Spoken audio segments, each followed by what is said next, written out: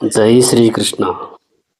దేవాది దేవుడైన శ్రీకృష్ణ భగవానుడు ఇట్లు పలికను అర్జునుడితో, ఈ భగవద్గీత ఇంతకుముందు పూర్వమే సూర్యదేవునకు ఉపదేశించి తిని అని అర్జునుడితో చెప్పుచున్నాడు.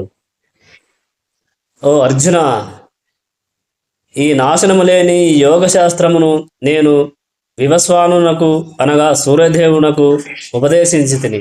వివస్వానుడు దానిని మానవజాతి పితయైన మనువునకు ఉపదేశించెను.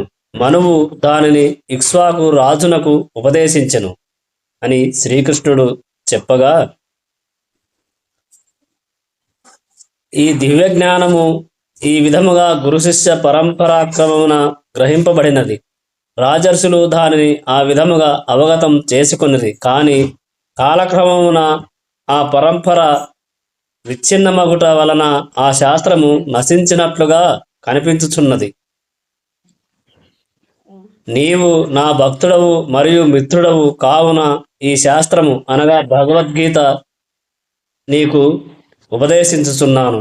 ఉత్తమమైన రహస్యమును అర్థము చేసుకొనగలవని భగవానునితో గల సంబంధమును తెలియజేయు పురాతన శాస్త్రమును నేడు నీకు తెలుపుచున్నాను అని శ్రీకృష్ణుడు అర్జునునితో పలికను.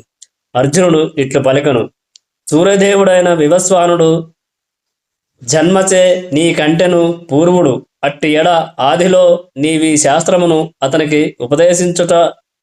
ఉపదేశించితివనుటను నేనెట్లు అర్థము చేసుకొనగలను అని అర్జునుడు కృష్ణునితో పలికను.